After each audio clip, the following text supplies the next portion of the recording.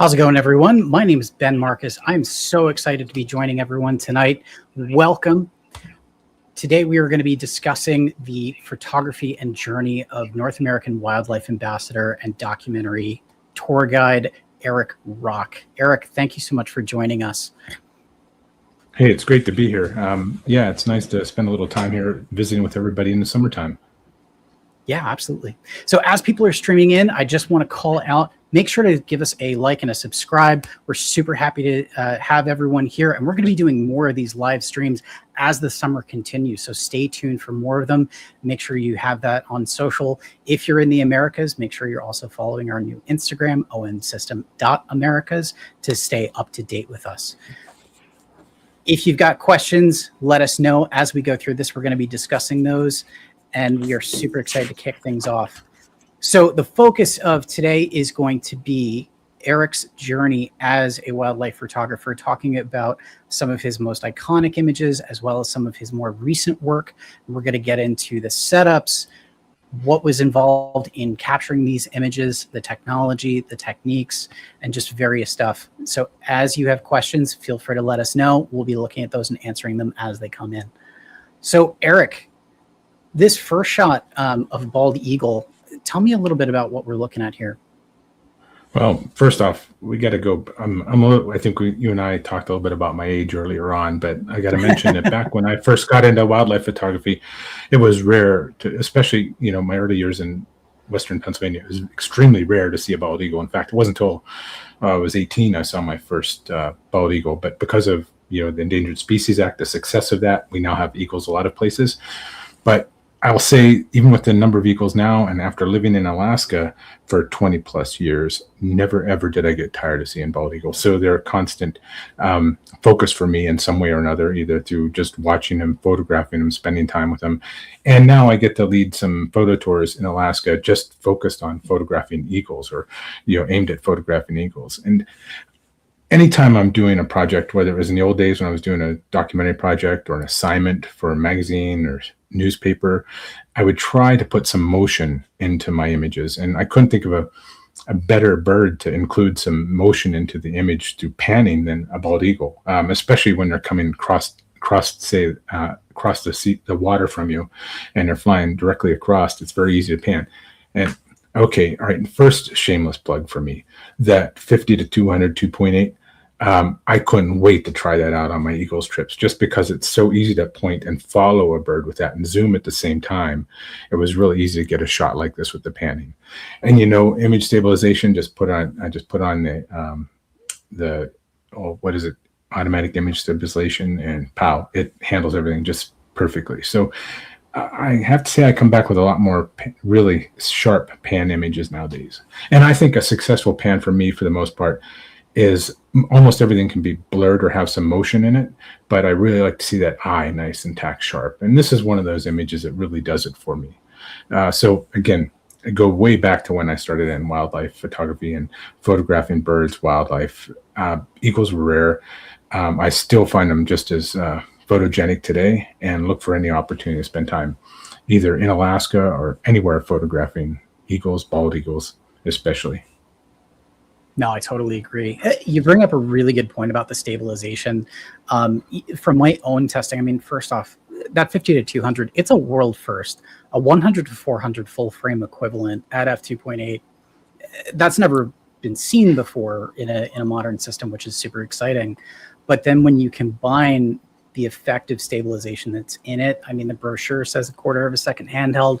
Personally, I've been able to do up to a half a second or a full second in some cases. It's really, really just blowing me away constantly. And the optical performance is there as well. The overall versatility, but I could wax poetic about that lens all day. Oh, same thing. Bring up a really good point. So yeah, I hate to do that right off the bat, but and I'm not one to really, I don't usually like to talk about gear so much, because I like, because I lead tours for people focused just on OM system gear, and workshops and retreats, but I also work with a lot of people who shoot other gear, and I love the idea of camera gear, all the different lenses. I try to understand as much as I can about everything, but when it comes to OM system, I find it tough to not talk about the benefits and the gear and the hardware versus the software. So it's all important. Absolutely. Not to talk about that, especially right off the bat. So I kind of apologize for bringing it right off the bat.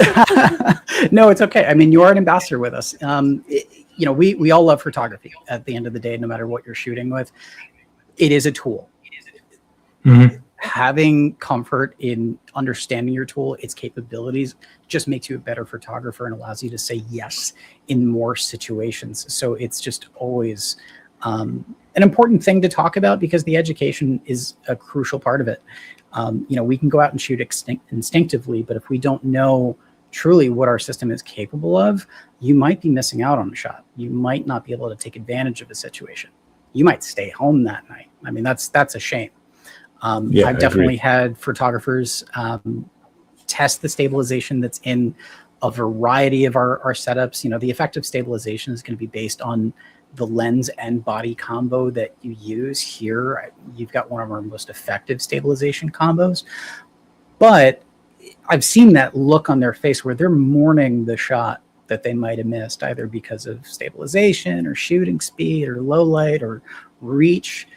We all have that shot that kind of, if we look back at our journey as a hobbyist or a professional, we missed it. And that stinks. I see a lot of people in the comments talking about those. Yeah, there are a lot less. The keeper rate increases, so the bar of excellence also increases, right? I see a lot of people tuning in from, wow, we've got people from Argentina, we've got people from the UK, we've got people from Mississauga, very nice. We've got actually an ambassador up there as well, Peter Baumgarten. We've got people from Brisbane. I think I said it right, so that's great. So thank you all for tuning in. But one of the things that I want to call out with this shot as well that you brought up, and this is a tip to take away, sometimes that pan motion effect, it takes a little bit of dialing in with your subject. It's how fast you're moving, it's how fast they're moving, the distance, all those considerations. But your priority on saying, the subject doesn't necessarily have to be in focus, but the eye absolutely does, because that's where we look naturally. That's where most humans will look in a photo, is the eye. I think that's a great call out and takeaway. It's pretty rare. Where were you for this photo? I was on this one. I was on shore in coastal Alaska, photographing from shore as the eagles flew across the water. Very cool. Very cool. So, and good evening from the Canary Islands. I see that in the comments as well. Wow. Sorry, Eric, go ahead. That's really cool. No, I would say out of all the photos I've looked at, whether it be mine or other folks over the years, I would say I can't think of one image that comes to mind that had an animal or a person in it that you could see their eyes. If they were soft, I can't remember it being impactful and really resonating with me, or I can't even be memorable. So that is important. You make a good point. Hopefully that shows up now through all my images that I share. No, I think we've put together a really exciting collection. So I'm going to move on to the next image. Okay. Well, don't forget, guys, as you have questions, let us know in the comments. So most of the photos I chose for this come out of the last 6 months. It's been a really busy, wonderful, busy 6 months here, traveling, working close to home. And so I pulled them mostly from the last 6 months. So somebody could say, well, you didn't want to go back that far. You're pretty lazy. Well, that might be a part of it too. But also it's been such a good 6 months. I thought it'd be fun to share some of this stuff. And back in early January, I had a little bit of time and I thought I would do a little scouting for a new possible bird photography trip down in southern Arizona. So I took off for a little more than a week and went down and did some scouting. And I found this one location. It was amazing for bobcats. In fact, I think it was 2 days' time, I photographed 5 different bobcats, and a couple of those bobcats a couple different times during that period. And they were out there for the same reason I was. They were hunting birds. They were hunting ducks, shorebirds, things like that. And this just happens to be one of those cats that I ran into. And I thought it'd be good to start this story off with talking talking about my last 6 months through some of these images, and that's where we start here. And again, eyes being sharp. I like the fact that this cat's just sitting back in some grass. Autofocus nails it. I mean, in this situation, it's pretty straightforward. It's hard for the autofocus not to catch those eyes. And I pretty much always have the eye focus turned on as well. So it picks up real easy. Spotted cats can be a little bit different like that. And maybe we'll have a chance to talk about that a little bit later on. But again, I would say I love all wildlife, but for some reason I do pretty well with cats, whether it's here in North America or somewhere else in the world. And in fact, my next trip is down into South America for jaguars. So hopefully my luck with cats continues as I go on to this next destination. Oh, that's exciting. Now, with this photo, I mean, we're dealing with a situation where their behavior, what they're looking for, you're positioning yourself well. How many shots were you able to get off before this guy, kind of clued into the fact that he was staring at a human? Did he care? No, just being patient, waiting, maybe for a chance to cross the trail, maybe for a chance for a bird to come in close to make a stalk on it. But on this particular cat, I didn't think I was limited as far as that session. Maybe I spent 10 minutes and, got all the photos I wanted, maybe even got a few turns until it walked off and a few shots as it walked off into the tall grass, which was a little bit more difficult. So some of these cats, I mean, you got to be ready. I remember Bobcat 2 years ago. I was helping lead the nature photo retreats. We were doing a macro workshop up in Maine, and we just went down to the beach to scout out a location. And I was coming back with a couple of the ambassadors, and I looked up on a hill, and there's a bobcat walking across a field. So we just had enough time to get out real quick, grab a couple quick shots, and it was gone. So some situations you might only get one or two reasonable shots out of it, and that was your opportunity. This one, I really wasn't limited by time. In fact, I probably got a little bit spoiled and had a chance to pick through, the different poses as the cat turned its head and looked in different directions. And so, yeah, not very limited on this one, but most of the time, that's not the way it is. Very cool. It's nice when you get lucky every once in a while. I agree. So we'll move on to the next. Luck was falling out of the trees on that trip. All right.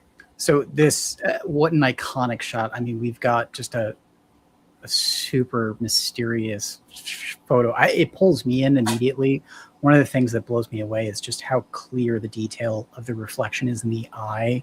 And then you've got all these contrasting colors between, those deep browns, that striking blue, that more subtle blue in the feathers themselves, and then just, the yellow of what's on his face and beak. Take us back. What was happening here?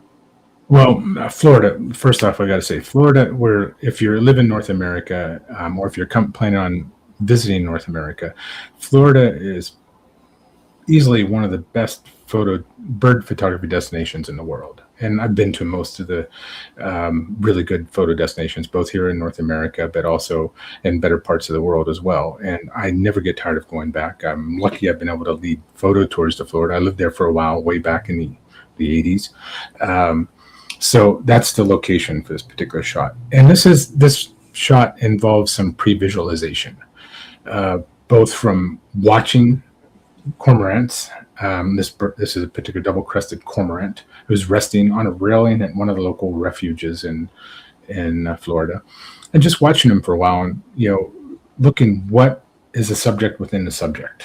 And oftentimes that's one of the things I like to teach is the creative, like finding what is the most impactful image in front of you at the time. And we've got a resting cormorant like this, you get a chance to work it. And so in this situation, spending some time watching it and slowly moving to a position where I get the best light, and I can see when the cormorant stops and looks up, or I shouldn't even say looks up, just opens its eye to see what's going on around it, closes its eye. A lot of the time this bird was resting at the point where the eye was closed, and when it opened its eye, bang, that's when I get the shot. So, after I've watched cormorants many places, never had a chance to get this particular shot where just the lines and everything line up, the texture, the different feathers, and then just that position of the eye in the frame really brings it all together. So I like triangles in my images and compositional. You look at how many triangles are in this particular image as you kind of take that diagonal from the larger feathers on the left diagonally down to the right, and then smaller head feathers off to the right. There's 2 triangles right there. There's a triangle within the face of the bird itself. I mean, and all the triangles within the feathers, especially those larger feathers. I think they make for a nice, pleasant composition. And for me, this is one of my favorites from the year so far. And it's, again, nothing big, nothing fancy, but looking for that image within the image, or the image within the bird in this situation. I think that's an excellent tip to give people, especially when you're starting out in wildlife photography, or if you only have a chance to get out every once in a while, or if it's a backyard situation. Not everything is a bucket list excursion, right? There can be that excitement that just kind of sweeps your feet out from under you. You're just so excited to see that species. I know that's happened to me with roseateds. Mm-hmm. If there's one thing for somebody to work on keeping at the forefront of their mind, would you say it's, looking for that picture within the picture? Like, what's that one thing that you want to have people keep in mind? Simplify the image. Simple. Yes. Simplify the image as much as possible. It tends to add, the tendency is it adds impact. Now, again, there's always going to be exceptions to that, but I tend to, if you came out on, say, a landscape workshop with me or landscape photo tour, that's a much easier place to teach composition, because things don't move and fly away, run away, or move off into the bushes.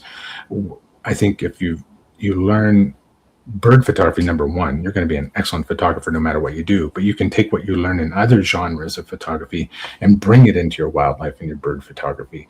And the one thing I teach is that I can slow down and really teach people on a landscape trip is how to simplify that image and really build the elements in the scene. So you're extracting what doesn't add to the image or the impact of the image and adding whatever does. And that's really key in almost anything you do in photography. And I'm going to try to avoid saying always and never, because in nature and photography, that will kick you in the butt. Life finds a way, right? So Exactly. I've got a really great question in the comments that I want to dive in a little bit, since we're talking about Florida. Yeah, So that's cool. what is the best time of year, in your opinion, to shoot, photograph birds in Florida? There's no bad time, but I would say March, April would, if you're going for the birds that are in best breeding plumage and going into nesting behavior, it would be March, April. And I've had some, I'm lucky my father lives in northern Florida, so I get to go down when I can throughout the year. And I've never really had a bad time. But I would say if you really wanted to,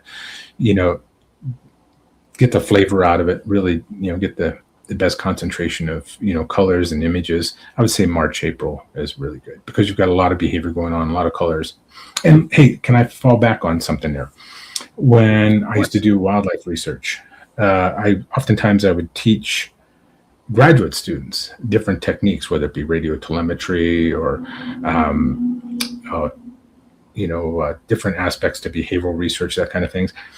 And a graduate student wanting to get into an animal that they could study, I'd often point them towards birds.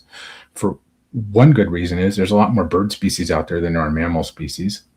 The other reason is they perform a lot more behaviors that go along with that diversity. So there's a lot more to measure and record.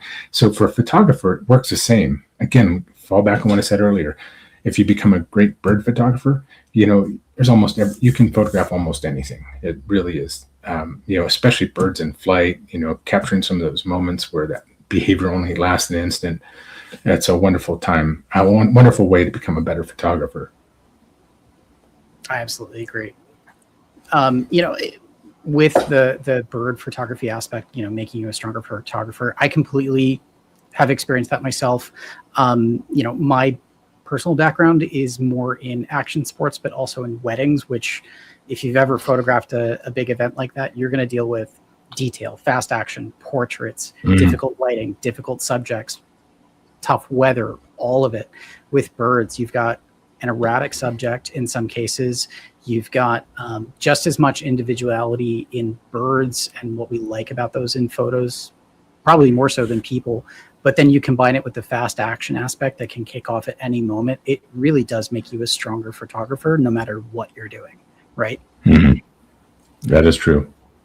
Yep. All right. Actually, that kind of I've revisited that. I go back to and revisit these different genres of photography and concentrated on them. And every year I set up different goals for myself. It was back in 2020 with COVID. I was kind of no travel that year, so it was for lack of a better explanation, I was stuck on a small island in Puget Sound. So I decided, you know what, I'm going to use this as a chance to become a better bird photographer. I thought it was respectable then, but that's one thing I brought out of the whole COVID experience is by exploring around this little island, trying to photograph every single bird species on the island. I became a much better bird photographer, even than what I thought I was at the time. So you can always practice more. That's the take-home message from that is, whether it's in your backyard, I still photograph here. I photographed a little white-tailed buck in my backyard yesterday. And trust me, I don't have a very big backyard. I mean, it's a postage stamp. But, there's always something in your backyard. If you're into it, get into if you're not into it, get into macro, because I mean, there's a world within a square meter in your yard if you wanted to do that. So again, it doesn't have to be exotic. It can be down the street from you. Many times I go down the street to a local pollinator garden, or it can be, in your own backyards. Anywhere you can find subjects.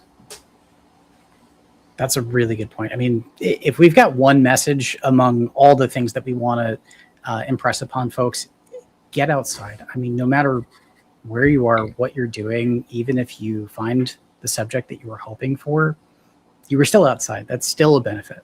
You never know what you're going to see, and that just it's good for you. And take your friends, take your family, get out there.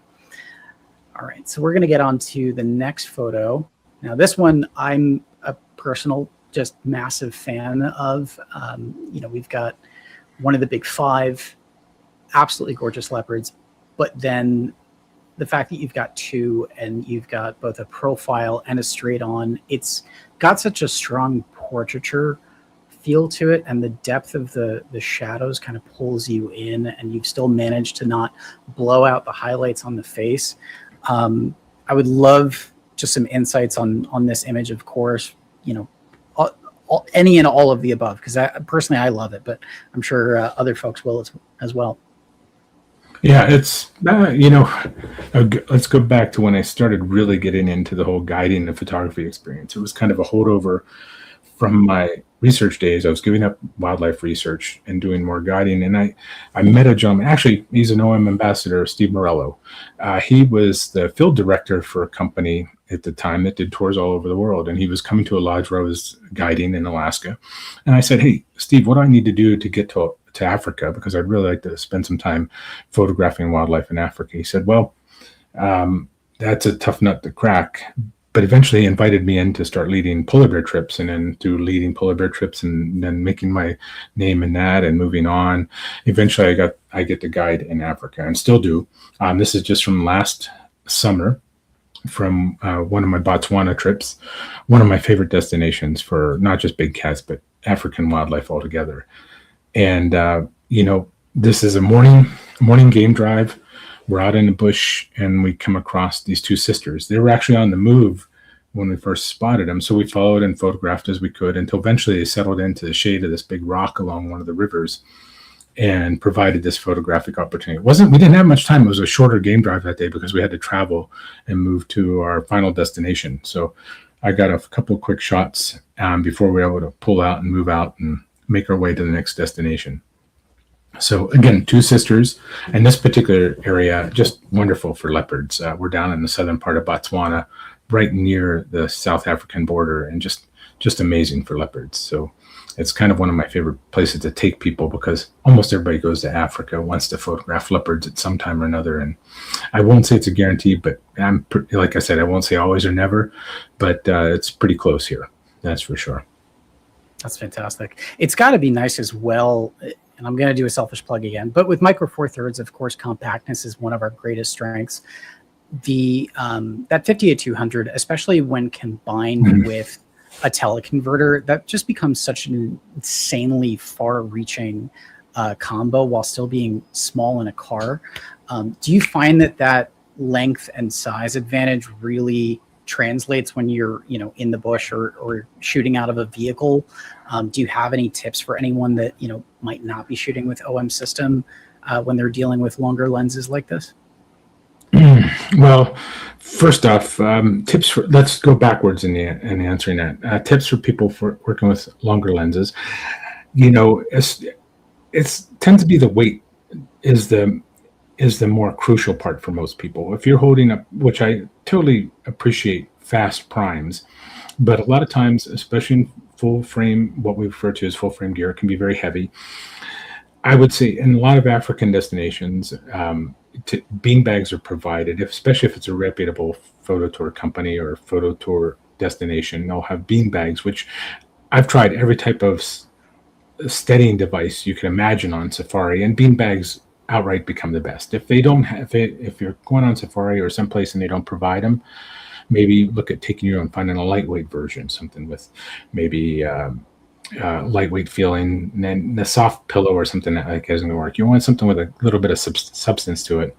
So bean bags are the best to go. I would say secondly, to keep that lens up and ready, a monopod, because it's going to fit in a vehicle better. You can also trek with it if you're going out for a walk. You can use a hiking pole. You know, the trick is I probably missed more images over the years by not having my camera up and ready when the action starts. And that's where being set up on a vehicle with a bean bag or with a monopod, you're holding it, you've got it in place and ready to go as soon as the action starts.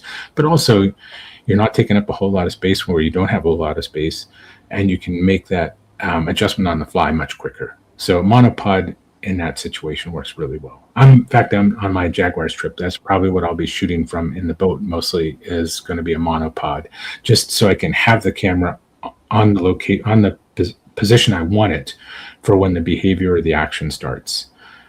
So now with the 50 to 200, probably not necessary for me. It's got a wide enough view that I don't have to. So light. Got some room. Exactly. And by the way, so since you brought this up, the second part of that, okay, that's my conundrum I'm in now. And maybe this is something you want to check back with me, but I've got 2 back-to-back Africa trips coming up in July and August. First is Zambia. The second one is going back to Botswana.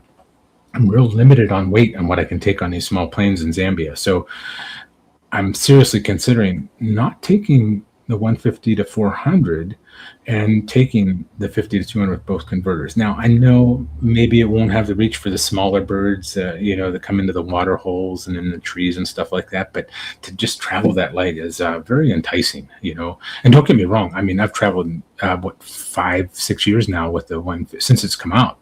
I've pretty much traveled since 2021. Yes. I've traveled with the 150 to 400 and, it's a heck of a lot lighter than what I used to carry around the African bush, but yep. Being much more limited on space and weight in some of these small planes, it would be nice not to have to hassle with, hey, you know what, it's a pound over. How about letting me on kind of thing, where I have to do a little bit of that. Photo tour guides don't like to do this, but sometimes we have to beg. And that's one of the situation, it's like, oh, come on, it's only a pound. What can I do here, So, it's only light. Yeah. It's tough. Yeah.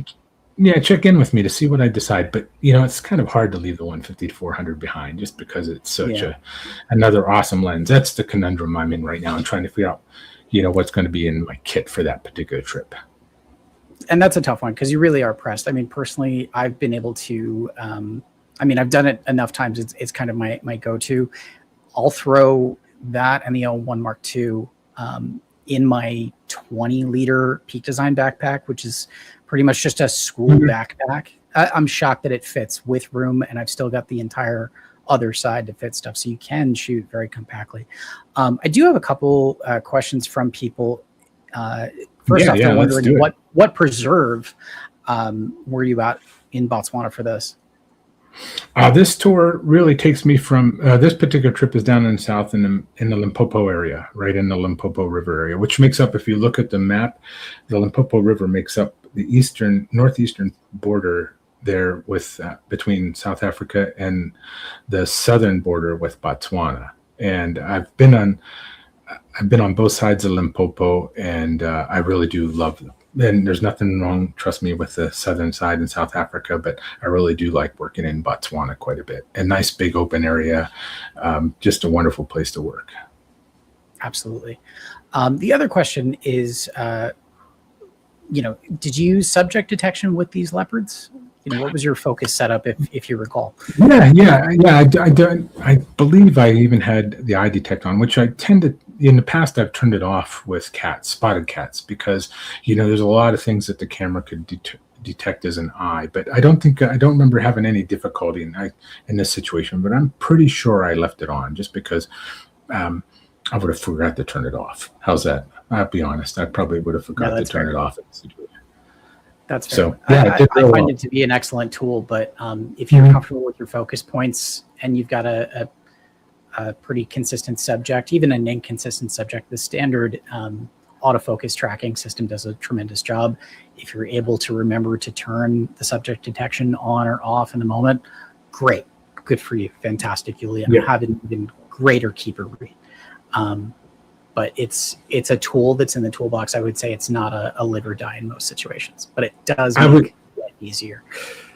I would say that I'm much more comfortable using bird detect on mammals, and mammals don't work.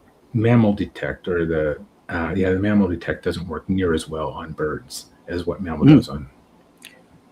birds does on mammals, if that makes sense. It's the algorithm somehow, but I find that bird detect is much more reliable when working with, if you're going to keep one on over the other.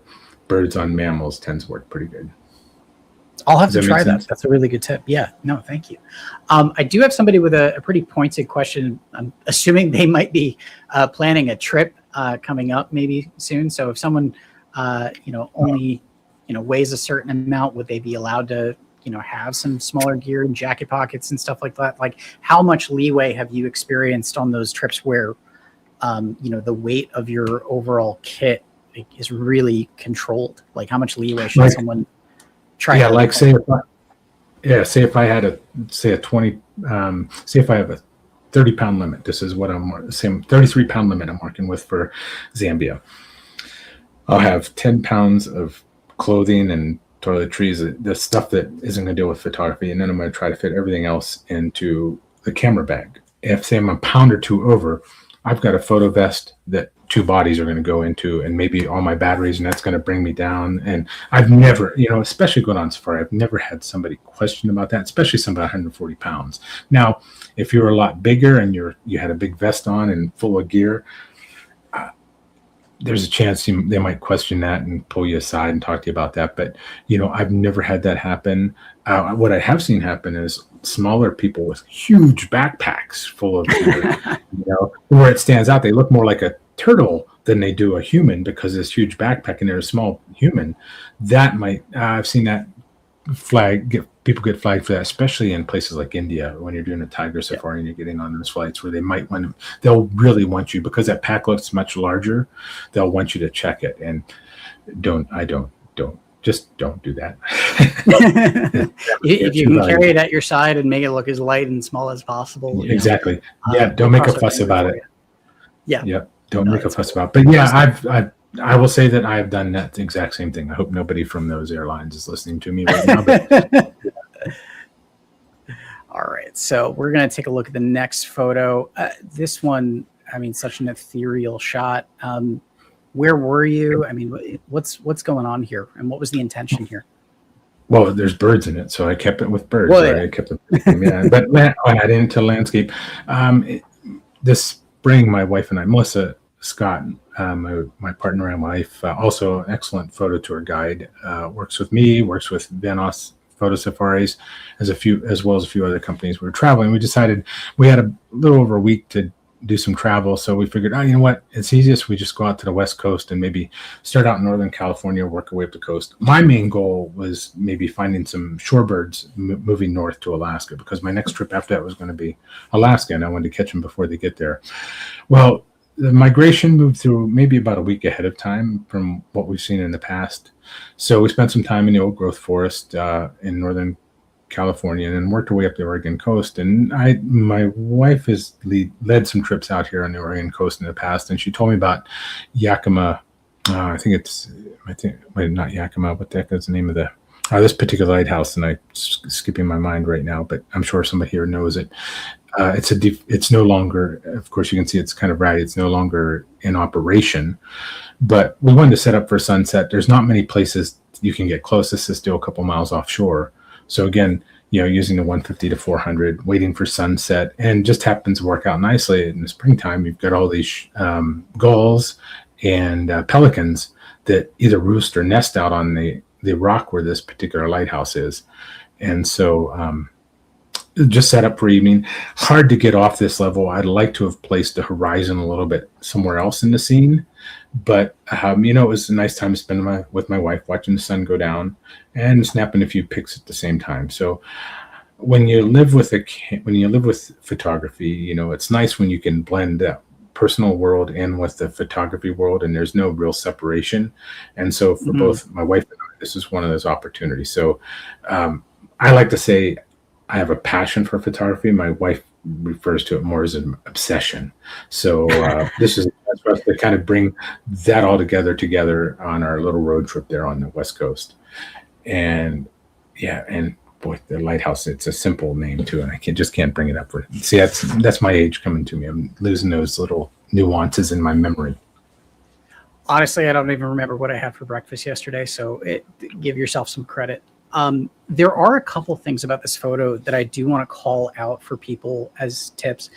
Typically when we talk about composition, the concept, the rule of thirds, where we want to have our subject usually off to the side, taking up a third of the image, or typically not dead center.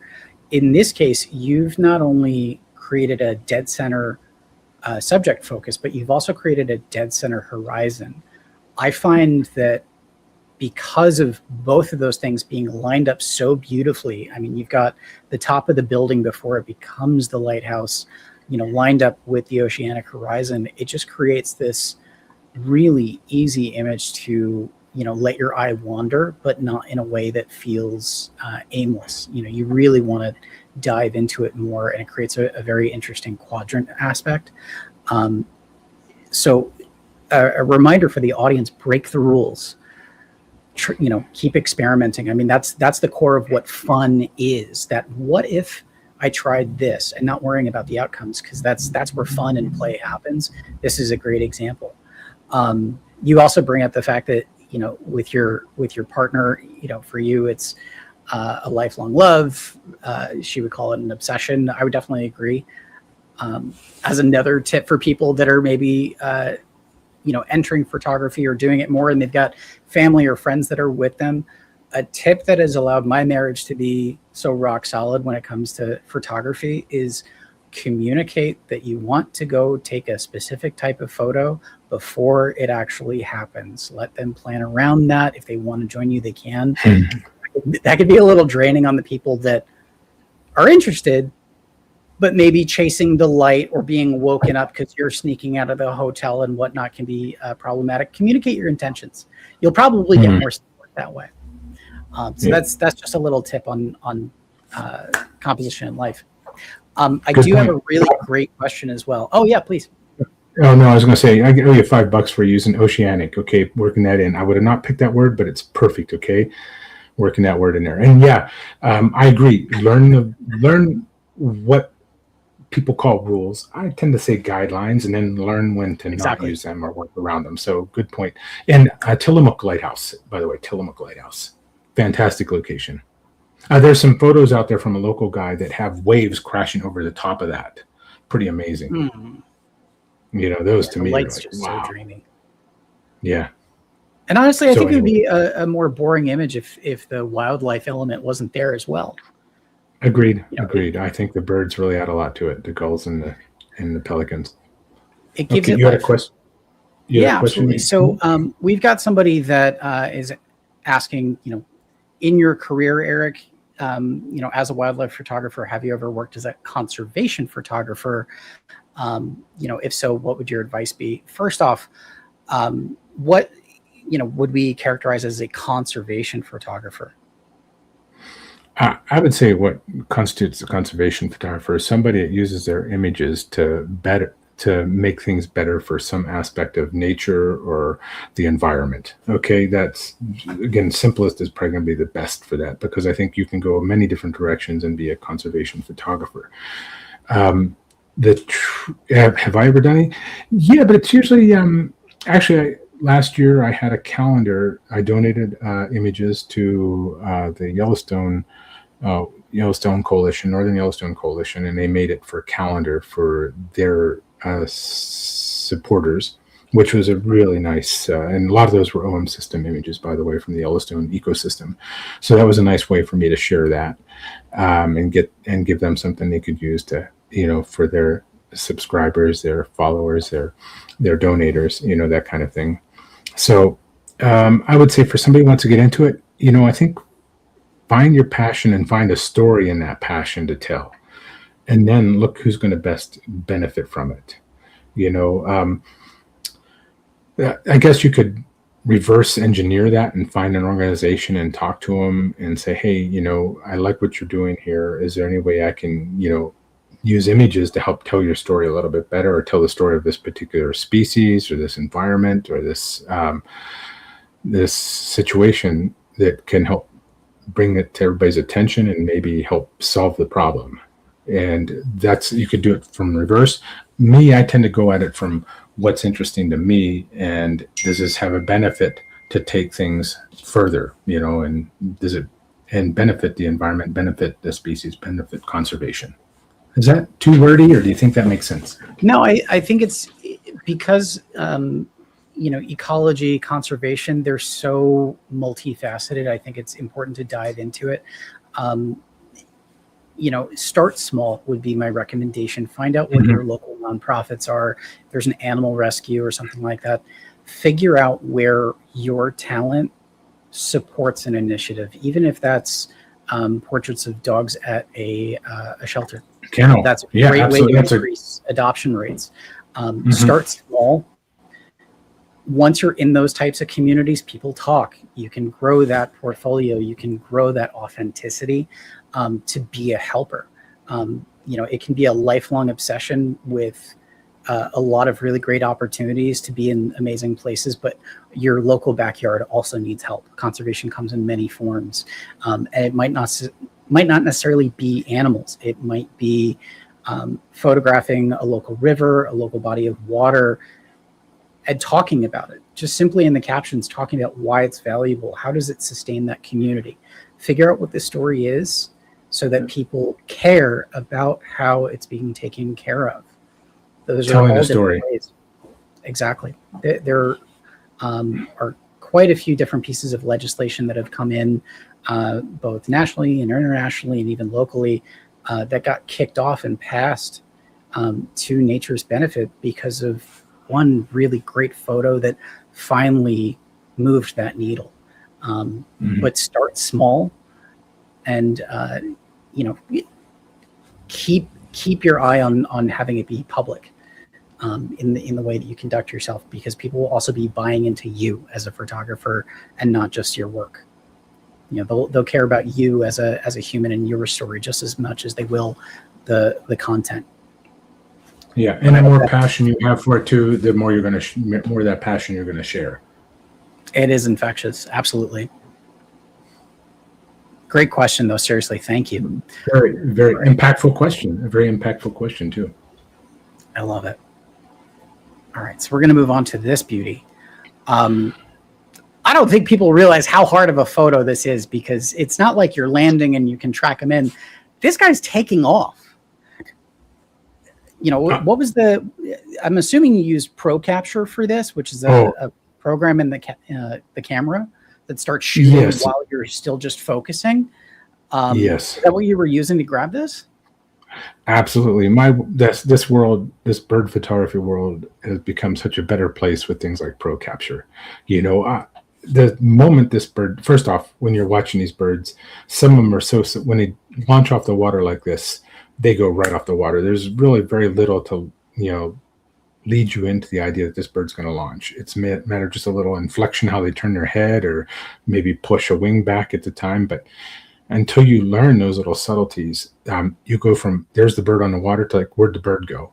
And especially when you're looking through a telephoto lens like the 150 to 400, it's a small little frame to have around the bird. So it only takes a fraction of a second for that bird to be out of the frame. So something like Pro Capture makes it a whole lot easier, a whole lot more reliable. I have a lot of butt shots of birds leaving the frame without, and that's what I thought was lucky, without using pro capture. So yeah, for me, springtime here is bird time. Living in the Rockies, May, late March, some years, depending on the weather, April and May are that's my bird season. And getting in the water with waterfowl like this and shorebirds, that right at their level, that's one of my favorite ways to do it. But spending a lot of time watching and learning those little subtleties definitely helps. But I would say even more so is the addition of pro capture to photography really brings things together. Awesome. All right. Well, I'm blue-winged teal, by the way. Blue-winged teal here in Montana. This is in Montana. And what's the exact species of this, just again? Blue-winged teal. Blue-winged teal. Gorgeous. Yep. Love the brightness. Now for something even more colorful, but totally different weather. What sticks out to me is the motion blur with the rain. It is a rainforest after all. Where were you for this image? Costa Rica, of course. Again, another wonderful bird, wildlife, and especially bird photography destinations. And I'm lucky I get to lead trips to Costa Rica for bird photography. It's such a target-rich environment, much like Florida, but a little bit more exotic, of course, for anybody in North America. And who doesn't like toucans? From our first bowl of Fruit Loops as a kid to photographing wildlife, toucans are a fun subject, right? For me, back in the old days, as soon as it started raining, especially early digital, but even back in the film days, as soon as it started raining, my camera gear went away. I didn't want anything to happen to it. I protected it. That's the least thing I worry about nowadays. Well, I'll be if I'm out on a trip or a tour or a shoot, and there are other people around that aren't shooting OM system, I can tell right away. All of a sudden, it gets quiet around me, and people are covering their gear, putting in camera bags, heading for cover. Me, I'm out there, and I don't worry about it. That or it just. The environment just doesn't bother me like it used to, and I just keep shooting. And for me, I get more rewarding images by keeping the camera out when everybody else is putting it away because of environmental influences like rain and dust and such. Yeah, no, that's a great call out. We are not fair weather photographers, especially if you're interested in nature, landscape travel. The weather doesn't care about your schedule or what time of year, so you want to make sure that your equipment is set up for that. I mean, selfish plug.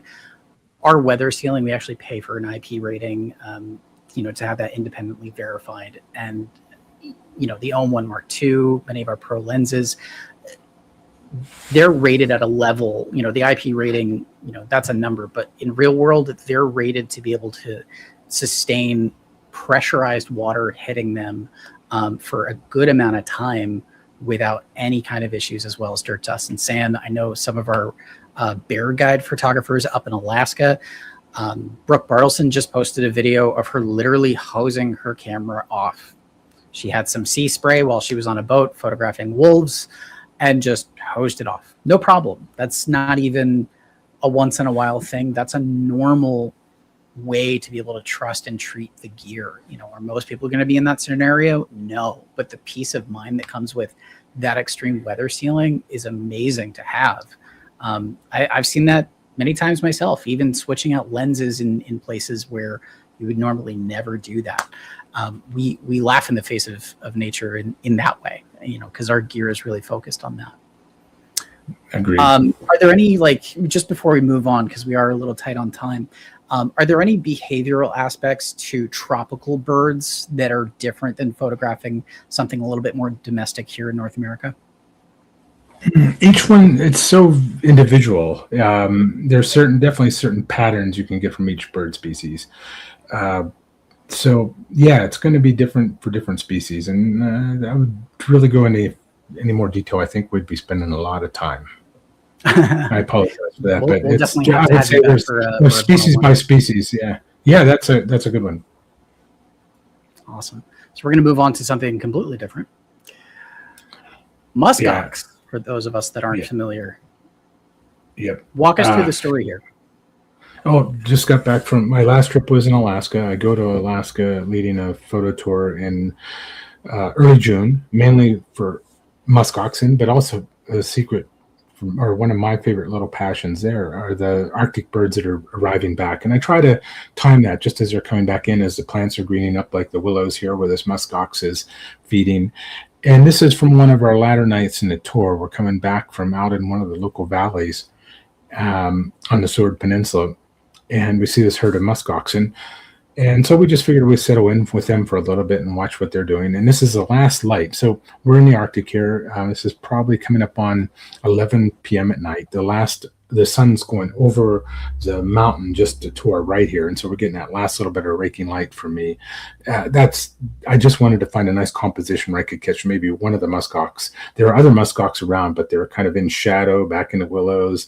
And there's this one out and kind of putting itself out there for a good photograph and some good light. And so it was a chance to grab that image and build and let a little bit of breathing room around it as well, just so you have a little bit of kiss of almost like a stage light coming in from the sun going over the mountain. So for me, that's one of my favorite shots from this last trip. Again, rounding up my last 6 months of trips, that was again a great opportunity. Oh, did I lose your sound somehow? Yep, I muted myself. Yeah. Definitely a unique species, though, to work with. So that's really interesting. So we're back to an iconic landscape shot. Yeah, Alaska again. And before my Eagles trip, I always try to visit my mentor in Fairbanks, or any trip I go to Alaska. This Nome trip before as well. Anytime I go back to Alaska, I try to spend at least a week or so with my mentor in the Fairbanks area. And most people don't know this, but before digital, back in the film days, I probably taught more people to photograph the Aurora with film than many. I'd like to meet some people that taught as many people to photograph the Aurora with film as I did back in the day. Living under it in Alaska, always photographing it when I can, and then leading photo tours for years to photograph the Aurora. Then when digital came about, it's like a game changer. And now with cameras that can take the cold, like the OMSYSTEM.Cameras can, plus some of the sharp wide-angle lens, the fast, sharp wide-angle lenses we have, is a great opportunity to get out and photograph them. So when I go to visit in the wintertime, I've got one eye on the sky. I'm watching the websites for good weather, for good Aurora forecast, good clear weather. And even if I just get a couple miles out of town, I'm going to try to grab a couple of Aurora shots. And I don't know if anybody's been watching this, but spaceweather.com. If you live in a place in northern, there's a huge sunspot coming around the sun right now that could provide some opportunities for some warm weather Aurora photography for people down here in southern latitude. So keep an eye on that, because it's a massive sunspot that's appearing around the edge of the sun right now for possibility for getting shots like this. But cold, I don't bother. I'm more worried about me in the cold nowadays than I am my camera gear, and I can easily switch out batteries if that becomes an issue. But, in a night shoot, it tends not to be that big a deal. I might switch out batteries once. Wow, that's really impressive. Switching out batteries in cold weather night shoots, that's impressive. Yeah, I'm not surprised. I had to make one of our batteries last a week once, but that's because I forgot a charger and a USB-C cord. I know how difficult that can be. All right, so we'll move on to the next image, and we're back to wildlife. This might be my favorite one from today. Again, we've got just an ethereal, dreamy shot going on here.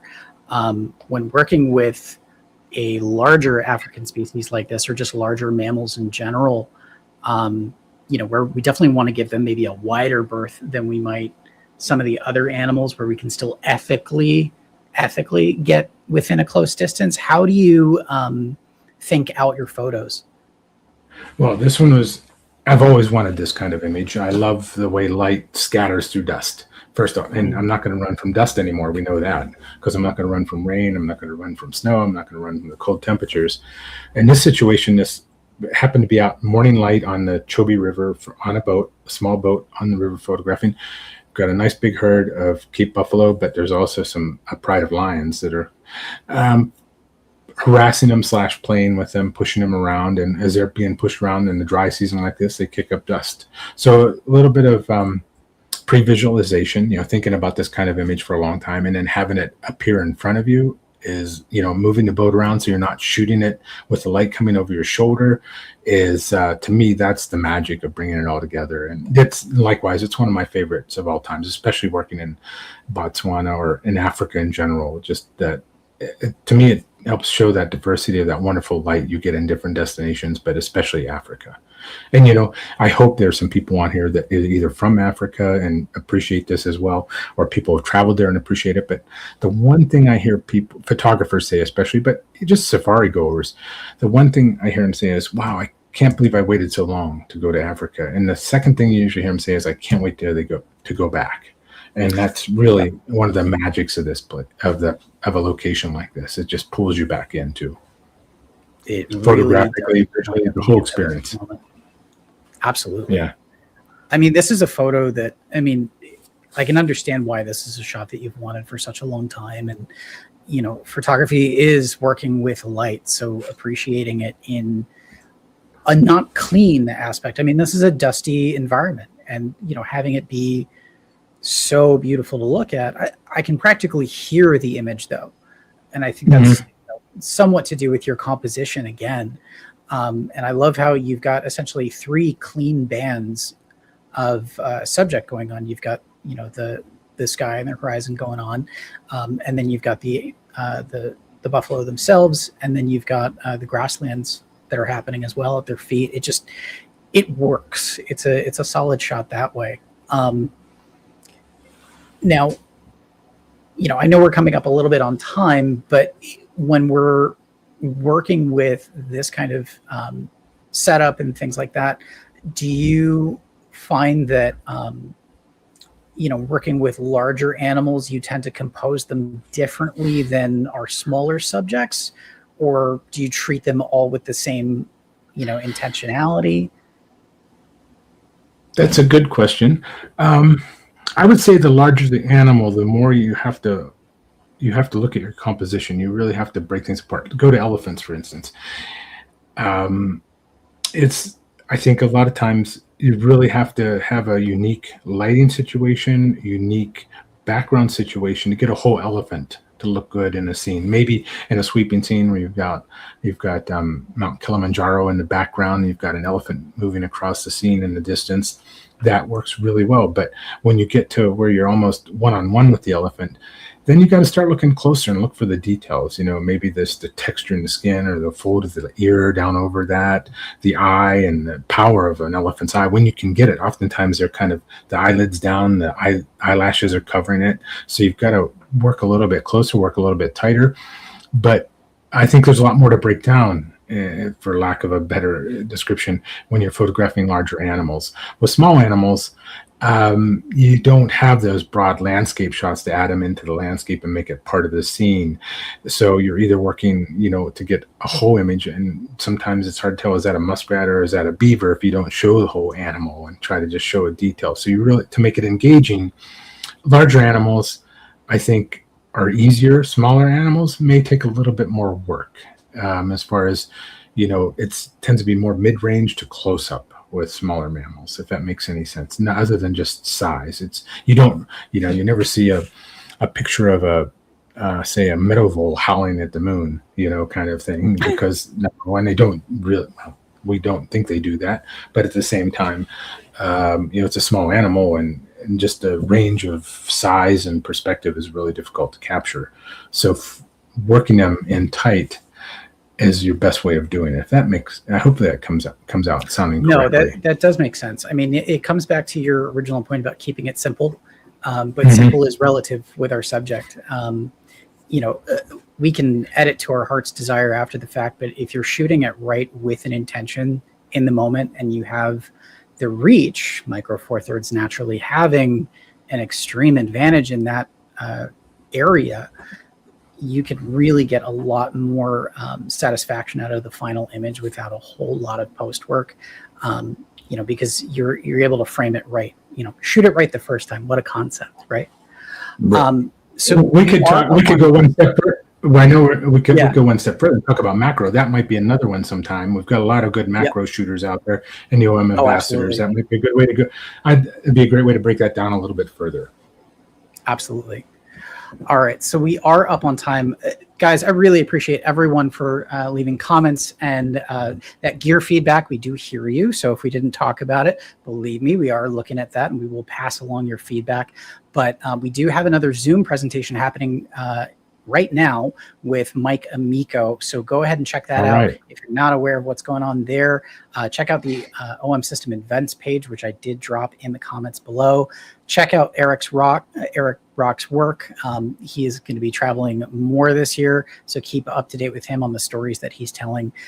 For you guys, thank you again for joining us. Make sure to subscribe if you haven't.